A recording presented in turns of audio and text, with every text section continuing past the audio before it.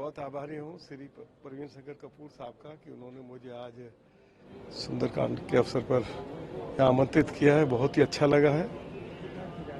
साधु संतों से भेंट हुई है, आशीर्वाद मिला है और मैं एक बार फिर अपने मित्र प्रवीण शंकर कपूर जी को बहुत बहुत इस सुंदर कार्यक्रम के लिए बधाई देता हूँ। तो दिल्ली में दूसरी समस्या एक पानी मंत्री हैं, वो कह रहे हैं कि वृक्षारोपण जो है ज्यादा दिल्ली में कराया जाएगा ताकि हीट वेव से बचाया जा सके। पानी पर अलग ही कोहराम मचा हुआ है।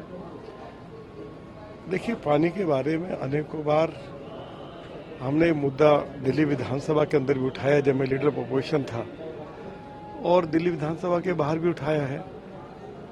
दिल्ली के मुख्यमंत्री अरविंद केजरीवाल ने एक बार नहीं बल्कि 1 दर्जन बार दिल्ली के लोगों से वायदा किया कि हम दिल्ली के लोगों के लिए 24 घंटे पीने का पानी उपलब्ध कराएंगे, और उसके लिए जो उपाय उनको करने थे उसकी चर्चा भी उन्होंने की थी। हाउस के अंदर भी की थी, हाउस के बाहर भी की थी कि हम जब बरसात होती है तो जो बरसाती पानी यमुना में बह जाता है उसको स्टोर करके उसको ट्रीट कर दिल्ली के लोगों को उपलब्ध कराएंगे।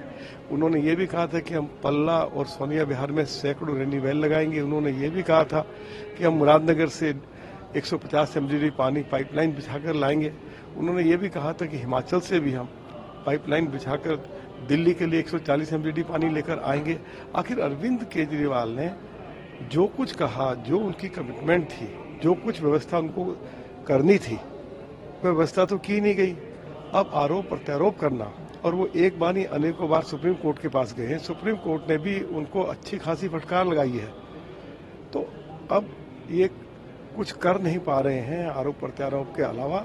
अब लोगों ने मन बना लिया है, जल्दी ही दिल्ली विधानसभा का चुनाव होगा और लोगों ने अपना माइंड मेकअप कर लिया है कि अब हम रोज का ये रोना धोना नहीं सुनना चाहते हैं कि हमको केंद्र सरकार काम नहीं करने दे रही है, हमको LG काम नहीं करने दे रहे हैं। तो लोगों ने कहा कि अब सातों की सातों सीटें हमने भारतीय जनता पार्टी की झोली में श्री नरेंद्र मोदी जी की लीडरशिप में डाली है।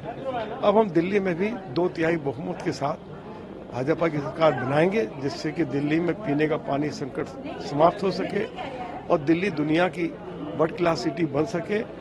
ऐसी इच्छा देश के यशस्वी प्रधानमंत्री आदरणीय नरेंद्र मोदी जी की है। राहुल गांधी सर नीट पर प्रधानमंत्री के नेतृत्व में उनके संज्ञान में करप्शन हुआ है, नीट पेपर लीक मामले। देखिए, मैं आपको बताना चाहता हूं कि दर्जनों बार इस तरह के आरोप लगाए गए हैं और मामला ये कोर्ट में भी लेकर गए हैं। कोर्ट से भी इनको फटकार पड़ी है। तो ऐसे बेबुनियाद आरोप लगाना, उसमें कोई कहीं भी दमखम नहीं है। और मैं समझता हूं कि राहुल गांधी अब कांग्रेस पार्टी के वरिष्ठ नेता हैं, पार्टी के राष्ट्रीय अध्यक्ष रहे हैं। उनको जो भी आरोप वो लगाएं उसको सोच समझकर बोलना चाहिए। उनको कोर्ट से भी कई बार फटकार लगी है और उनके खिलाफ FIR भी दर्ज हुई है। कह रहे हैं कि आप लोग 5 साल का कार्यकाल अपना पूरा नहीं कर पाएंगे। अब वो सर्टिफिकेट देने वाले कौन होते हैं?